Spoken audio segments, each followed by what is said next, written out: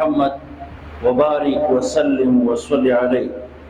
قال رب اشرح لي صدري ويسر لي أمري واحلل عقدة من لساني يفقهوا قولي. سبحانك لا علم لنا إلا ما علمتنا إنك أنت العليم الحكيم.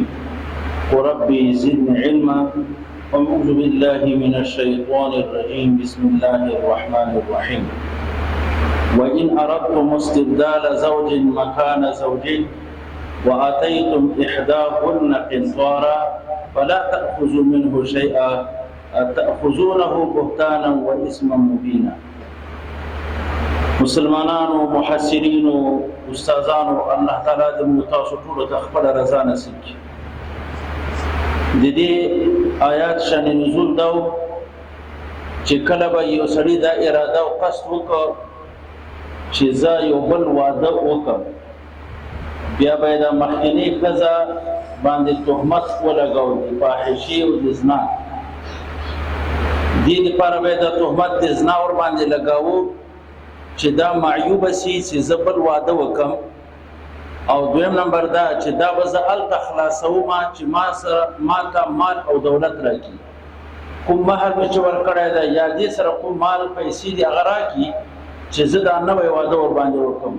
بیا به تهمت په خپلې زنانه په خپلې بیبي باندې دا تهمت دی. تبارک وتعالی دا آیتونه نازل کړ چې داسې کار مه کوئ، چې تاسو کله اراده د بل واده وکړئ او مخکنی ښځه چې زوجه قدیمه ورته وکړي، مخکنی ښځه تاسو په هغه باندې تهمت لګوئ د زنا یا د فحشۍ، نو داسې کار مه کوئ.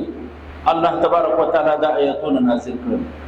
وإن أردتم استبدال زوج، که تاسو کله اراده لرئ د بدلېدو د یوې ښځې نوې مکان زوج قدیمه، په ځای د زړې بیبي باندې، په ځای د زړې ښځې باندې، وآتیتم احداهن قنطارا، او تاسو راتګ کړی یو د دغو ښځو ته قنطارا ډېر مال مو ورکړی وي، فلا تأخذوا منه شیئا، تاسو د دغه مال نه چې مه ترې ناخلئ چې دې دپاره تاسو تهمت پرې لګوئ چې هغه مخکیني مالونه مو ورکړي هغه بېرته واپس کوئ، بیا په دې باندې بل واده کوئ.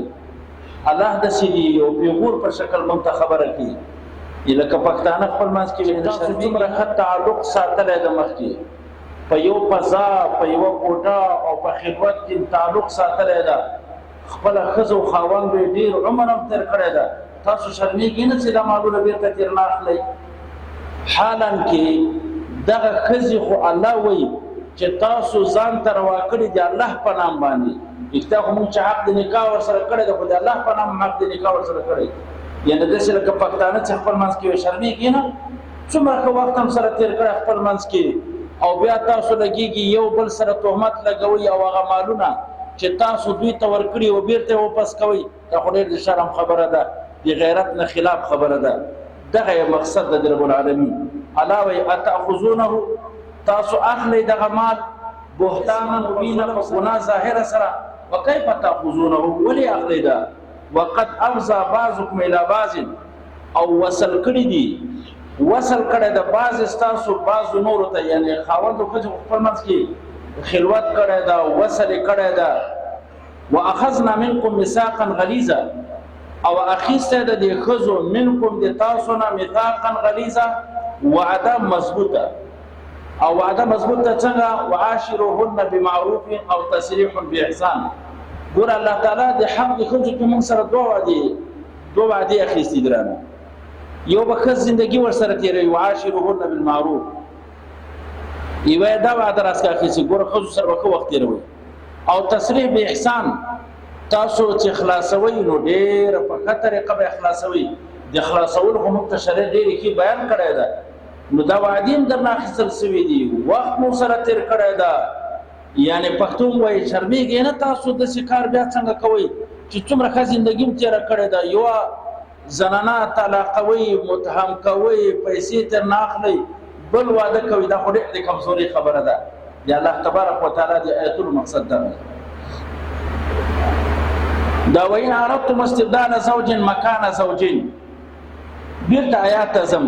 الله وایي تاسو اراده لرئ د یوې ښځې په ځای د بلې ښځې باندې، وآتیتم احداهن قنطارا، تاسو ورکړي دي ښځو ته قنطارا مالا کثیرا. محاسرینو استادانو دا قنطار ټکی په لغت عربي کې مالا کثیرا په ډیر مال باندې اطلاق کیږي. دلته به زه دا دوه مسلې وچېړم.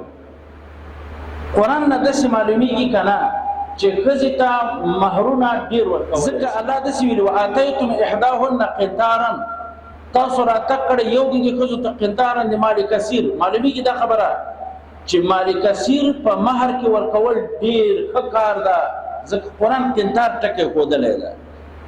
زما په خبرو خو انشاءالله ټول پوهېږئ. نو زما ورونو مسله داسې ده، اقل مقدار د مهر چې د دې نه کته مقدار د احنافو مسلک کې نه د جایز ورکړه ښځې ته شرعي 10 روپۍ نه کم مهر ورکول دا جایز نه دي. یعنی 10 روپۍ نه پورته ورکول جایز دي، خو 10 نه کته ورکول هغه بیا تاسو صرافانو ته لاړ شئ چې شرعي روپۍ نو څومره پیسې جوړېږي افغانۍ بیا هغه سړی اندازه معلومولی شي. خو زه په مجموعه کې دا خبره وکړم اقل مقدار د مهر د جواز 10 روپۍ ده. 10 روپۍ نه کم مهر د احنافو مذهب باندې جایز. عقلي دلیل به وایم، دلیل نقلي به نه وایم. رسول الله مبارک واسي ویلي لا مهر لاقل من 10 دراهم، کم له 10 روپۍ نه مهر نشته. دا شرعي دلیل. عقلي دلیل دا ده چې ګوره مونږ ته قرآن ویلی دی چې تاسو د 10 روپۍ احادیث رسول الله 10 روپۍ په مقدار باندې مونږ لاس کاټ کوو که نه چې 10 روپۍ څوک غلا وکړي، نو دا غلا مقیس علیه، دا نکاح مقیس. علت جامعه مشترکه قطعه د بدن، لازم قطعه د بدن ده او انسان ته په ښځه کې بزعه دام روا کېږي، دام یو قطعه د بدن د ښځې ده. نو دغه حکم خو 10 روپۍ ده چې هغه پیمال سي 10 روپۍ کې د عضو پیمالېږي. نو نکاح کې چې تاسو د ښځې بزعه پیمالوي نو دا به په 10 روپۍ په مقدار وي. دا عقلي قیاس او دلیل. خو به هر حال اقل مرتبه د مقدار 10 روپۍ نه کم مهر نه ده جایز د احناف مسلک. شوافي وایي چې دا مفوض د رایې د زوجینو ده.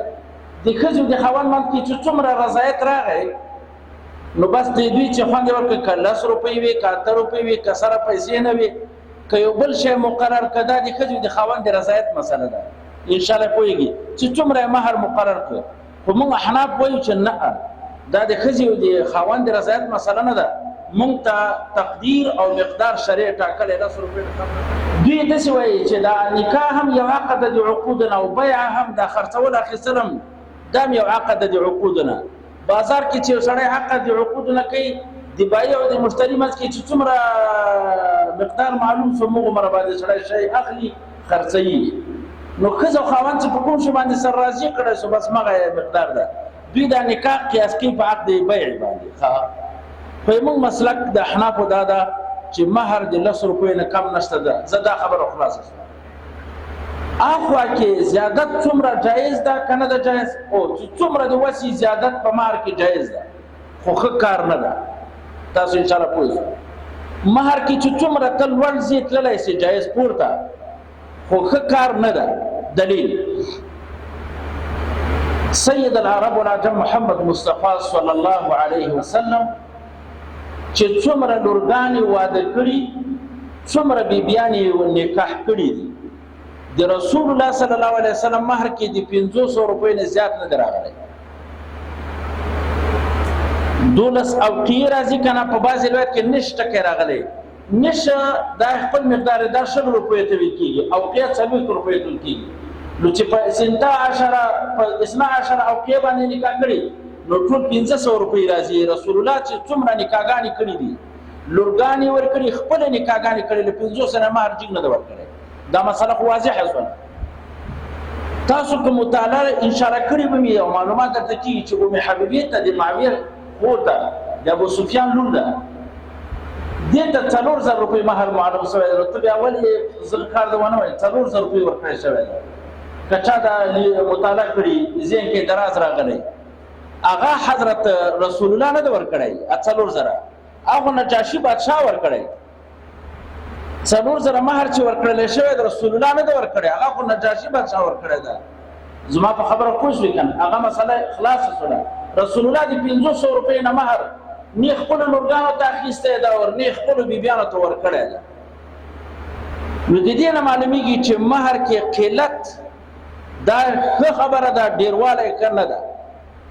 یوه دا مسله ده. واورئ تاسو ته یو بل روایت داسې راځي، امیر المؤمنین عمر بن الخطاب رضی الله تعالی عنه چې کله خپله خلیفه سو، نو یو روایت یو قانون تصویب کړ، الا لا تغالوا فی المهور.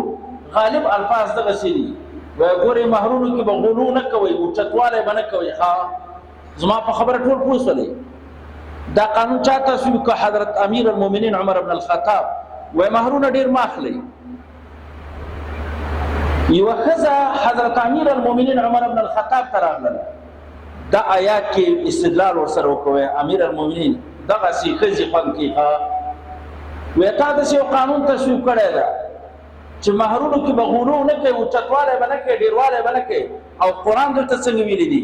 وإن أردتم استبدال زوج مكان زوج واتيتم احداهن قنطار. ټکی ښودلی ده. قنطار خو مال کثیر ته ویل کېږي. ته وایې چې مال کثیر مه ورکوي. زما په خبره پوهېږي. او قرآن دلته ویلي قنطار ټکی استعمال کړی. معلومیږي دا ښځو ته مهر ورکول، ډېر مهر ورکول دا جایز کار دی. ولې دې داسې قانون تصویب کړی ده؟ ټول پرې پوه شو انشاءالله. عمر څه وایي؟ وی عمر سره یوې ښځې محاجات وکړه، په محاجات کې ښځه پې غالبه شوله. څوک زما په لهجه پوه شو؟ عمر سره یوې ښځې احتجاج وکړه او عمر باندې ښځه غالبه شوله. قرآن آیات زما په خبره پوهېږئ. نو عمر د دې نه بعد جواز ورکړ چې غلو دې کېږي، زیاتوالی دې کېږي. دا خو مې په خپل ځان باندې اعتراض وکړ. تاسو پرې پوه شوئ که نه؟ ما ته ویل چې ډېر مهر ورکول ښه کار نه ده، جایز ده خو ښه کار نه ده. عمر وایي چې ښځه په محاجات کې غالبه شوله، یعنې مهر کې ډېر مهر ورکول جایز کار دی. واورئ مسله داسې ده. عمر په اول وخت کې چې قانون تصویب کوو، د کراهت تحریمي قواعد یې ولګوو، قید یې لګولی چې مکروه تحریمي ده ډېر مهر اخیستل. چې کله ښځې ورسره محاجات وکړو که نه، د کراهت تحریمي نه رانقل شو کراهت تنزیهي ته. ما په خپله لهجه کې ویلي دي چې مکروه ده، مکروه تنزیهي ده، ښه کار نه ده، اولا کار نه ده. جایز ده خو لیکن اولا کار نه ده. عمر داسې نه دی ویلي چې دا ښه کار ده. اوس مسله دا ده چې مهر ورکول ډېر جایز ده لیکن اولا نه ده. د کراهت تحریم نه رانقل شو کراهت تنزیهي ته. انشاءالله یعنې خلاف اولا کار ده چې ډېر غلو د مهر ورکول کېږي. تاسو زما په خبره پوه نه شو؟ انشاءالله ټول الحمدلله ښه خلک یاستئ، لوی علما یاستئ. او دا مسله ما ته څېړنه هم نه وه پکار. امامو تاسو په عرف عادت کې مهرونه ډېر نه ورکوي. څوک د چرګې په قیمت باندې هم نه اندازه کېده. مهر څه ورکول کېږي که نه؟ تاسو به لیدلي عالم چې ورشي وایي ما یو جګې نکاح تړله، ما ته راغی ما دې څومره مهر ورته ورکړو؟ وایي 100 روپۍ بس نه ده. خو ما هغه ته بیا بېل الفاظ وکارول. هغه سړی مې له مجلسه بیا جګ کړ. تاسو به داسې وایئ چې دلته خو دا مشکلات چې وګورئ، دغه دا مونږ په وطنونو کې خو څوک په 40 لکه کوي، څوک په 30 لکه کوي. یو غریب چې کله نکاح وکړي که نه مولا، هغه غریب په عربو کې 10 کاله تېر کال ځواني مرته زړی کړي، بیا ښځې ته سامان راوړي. نه وروره دا خو مهر نه ده که نه؟ دا خو ما تاسو سره زده کړې. دا خو پلار یو ښه غټ ظالم ده په کور کې، او ورته ناسته د خپلې ښځې خور لور نه خره جوړه کړې ده، په بازار کې خرڅوي. نو دا خو د شریعت نقصان نه ده که نه؟ نه دا مهر ده. تاسو ما یو عقلي دلیل ویلی و مخکې. که چېرته دا مهر وي، دا مولا یې څه مقرري په عقد نکاح کې، هغه بیا څه شی ده؟ زما په خبره ټول پوه شئ. که دا مهر وي، هغه بیا څه شی مقرري؟ هغه مولا اصل 200 روپۍ سي مقرري. که هغه مهر وي، دغه څه شی سو چې دی واخیستلی دا پلار. معلومیږي دا خبره چې دا خرڅه کړله او احتیام ویه. کلي وطن کې خو دا مسله شته که نه چې کله پلار لور قیمته خرڅه کړي، پیمان یې په صف اول کې داسې یغلې ناست ناستې که نه چې ما نن لور دومره قیمته خرڅه کړه. ما یو چا ته ویلي انشاءالله په جهنم کې به هم دغسې بر ناست چې چا لور خور اوچته خرڅه کړي، لکه دا دنیا کې چې داسې شوشه برابرۍ، جهنم کې به هم انشاءالله دا بر وي. تاسو پې ګواه اوسئ، دا به جهنمي وي. سیاسي خرڅوي او په اوچت کې او بیا فخر افتخار هم کوي او په عرف عادت کې یو لهجه استعمالېږي موږ تاسو پښتنو وطنو کې و پلاني تلور ورکړه و په څوې ورکړه وای کني موټر چې واخلي په کور وطن کې و موټر اخیسته وي هو و په څوې اخیسته دي موټر به زکه تشبیه ورکما بل حیوان ورکو هم دا څه ده کنه خرڅ کړه وای اخیسته نو دا خرڅېدل دا بیل خبره ده زه په مهر شرعي کې لګیږم مهر شرعي کې امام مسلې ته ضرورت نشته نو ډیر کم شی ورکوم سره ورکی هم نه حق هم نه غني چې دا یو حق دی خزه ده او دا حق دی خزه ده چې مہر مقرر شوی په عقد نکاح کې ورنه کړي قیامت پر دا خوند الله رانیسي دا خوند به الله راونه نيسي هغه وکیل څه ده موږ تاسو پښتو کې د نکاح لپاره وکیل اکثر مقرر او وکیل زموږ وکیل به د خوند نه غواړي او خزه به د وکیل نه غواړي د قیامت پر دا وکیل الله جانو ته نقل کوي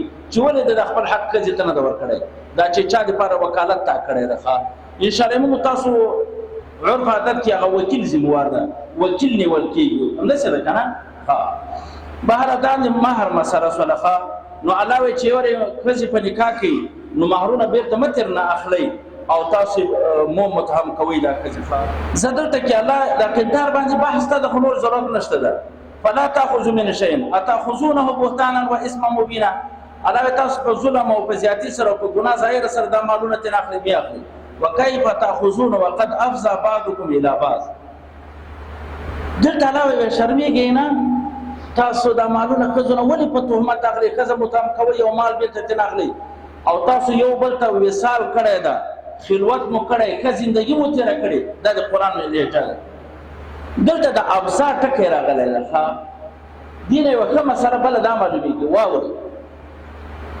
مؤکدات مهر دا مسله به خیر د دې نه چړم مؤکدات مهر مونږ درې لرو واورئ چې یو سړی ښځه وکړي مثلا 100 روپۍ په مهر کې ورته مقررې کړي که دا ښځه یعنې مخکې د جماع نه دا سړی مړ شي نو پوره 100 روپۍ به ورکوي زما په خبره پوه شو انشاءالله په مرګ سره هم مهر مؤکد کېږي دلیل یې نه وایي یو چې سړی مړ شي ښځه پاتې شوه او نکاح سوې ده بس مهر راغی ورباندې مهر به وکړي اگر که جماع نه ده سوې چې مرګ راغی یو دویم خلوت صحیحه خلوت صحیحه او خلوت فاسده دا خو د فقه خبره ده علما ورته پوښتنه کوي چې خلوت صحیحه راغلي ښځه او خاوند په داسې ځای کې سره یو ځای شي چې دوی جماع کوی شي خو بیا طلاق کړله هم پوره مهر به ورکول کېږي چې خلوت صحیح وشي دویم مؤکد د مهر خلوت صحیحه ده او دریم نمبر کې جماع ده چې ښځې سره جماع وکړي نو پوره مهر به ورکوي اوس ښځه یې کړې ده نکاح مو سوې ده جماع نه ده کړې خلوت صحیحه نه ده سوې مرګ هم نه ده راغلی طلاق ورکوي نیم مهر به بیا ورکوي 100 کې به 1500 ورکوي د موږ په مسلک باندې مهر چې مؤکد کېږي په خلوت صحیحه باندې هم مؤکد کېږي یعنی که ښځه او خاوند څه موانع شرعي طبیعي عرفي ونه لري ښځه او خاوند سره یو ځای شو جماع نه کړي او هغه نه بعد جداوالی راغی پوره مهر ورکوي او دغه دلیل ده قد افضى بعضكم الى بعض افضا ټکی د فضا نه ده فضا میدان ته ویل کېږي میدان کې حائل نه وي دې دا معنی چې ښځه او خاوند په یو ځای کې جمع شو موانع د جماع نه شرعي موانع لکه حیض نه طبیعي موانع چې بیماری او نه عرفي موانع چې طریق عام خلق تیرېدل را تیرېدل دا موانع ونه لرېدل که ښځه او خاوند سره جمع شو وروسته د دې نه جدا هم شو پوره مهر به ورکول کېږي او د شافعي مسلک داسې وایي د قد افضى بعضكم الى بعض وایي د افضا کنایه کوي د جماع نه یعنی امام شافعي رحمه الله وایي که جماع یې وکړله مهر به پوره ورکوي که جماع یې نه کړله که خلوت صحیحه کړی وي او که نه یې کړی بیا به هم نیم مهر ورکول کېږي په خلوت صحیحه سره شوافع دا د مؤکداتو د مهر نه ګڼي او موږ دا د مؤکداتو د مهر نه ګڼو په درې شیو باندې مهر کامل کېږي مرګ سره طلاق که بعد الجماع وروسته د جماع نه طلاق خلوت صحیحه وکړه بس مهر به پوره ورکول کېږي خو که طلاق یې کړله قبل مخکې د خلوت صحیحه نه مخکې د جماع نه بیا به نیم مهر ورکول کېږي ځکه افضا ټکی موږ ترجمه کنایه کوو نه د جماع نه موږ افضا د فضا نه ګڼو فضا د میدان ته وایي میدان کې موانع نه وي دې دا معنا چې کزو خاون په داسې ځای کې سره یو ځای شو چې نه موانع شرعي ولري نه موانع طبيعي ولري نه موانع عرفي ولري بس که جماع ونه کړل هم مہر واجب. واخذنا منكم ميثاقا غليظا الله تاسو دا خذنا اخیسه دا وعده مضبوطه هغه دا چې وعاشرهن بالمعروف یک خوشی کوي هم په ښه طریقه او کزان سره ساتي او اخلاق وکوي. الله تعالی دې موږ تاسو ناراضي شي. واخر دعوانا ان الحمد لله رب العالمين.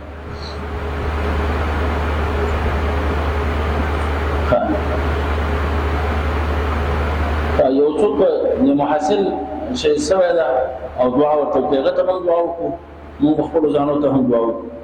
امين. اللهم اغفره وارحمه ولا تعذبه وارحم علينا. اللهم اغفره وارحمه ولا تعذبه وارحم علينا. اللهم اغفره وارحمه ولا تعذبه وارحم علينا. اللهم اغفرهن وارحمهن ولا تعذبهن وارحم علينا. اللهم اغفر للمؤمنين والمؤمنات والمسلمين والمسلمات منهم الاحياء والاموات. يا الله الشهداء وشهادة المقبولة مرضية نصیب کی. آخر قبول کو عذاب یا الله فرحت کی فرحت درجات علی و نصیب کی. بیماران و زخمیان ته شفای کامل عاجله مستمره دائم ورته نصیب کی. په دې ناس مجلس کې څوک بیماران لري خدای پاک دې امراض ظاهره او باطنه او نمو سره ورته شفای کامل عاجله و نصیب کی. په دې مجلس کې د چا مقاصد شریعه الله د خپل خزانه غیب نه پلو الله دې چا مشکلات په حاضر کې سفر کې مشکل د دنیا او د آخرت مون سره حل فسمو ګرځي باقي مکمل دیني خدمت واخلي. الله دې دغه محاسن څوک شهیدان سوي الله مغفور و مرحوم وګرځي ورسول اخلاص صبر جمیل نعمت بدل نصیب کی. باقي غمونو درځنو کې اهل قبول کو فازابي فرحت کې فرحت الله درجات علیه په جنت الفردوس کې نصیب کی. وصلی الله تعالی علی خیر خلقه محمد و علیه وسلم.